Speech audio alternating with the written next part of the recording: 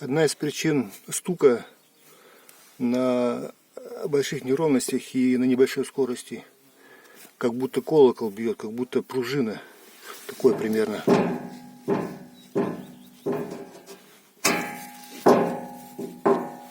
Это защита, может быть, защита брякает по картеру. То есть однажды вы подпрыгнули, стукнули защитой, она вогнулась вниз, внутрь, вернее, туда, вверх.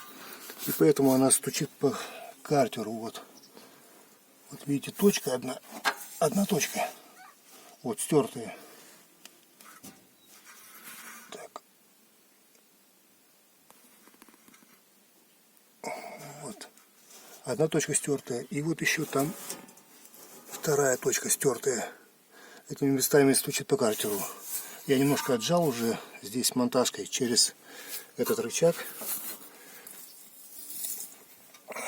Вот так.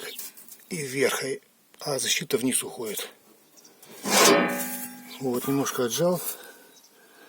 Но еще лучше, конечно, надо посмотреть. Во-первых, лучше бы его снять и в этих местах просто выгнуть такой нормальной кувалдой хорошо обратно.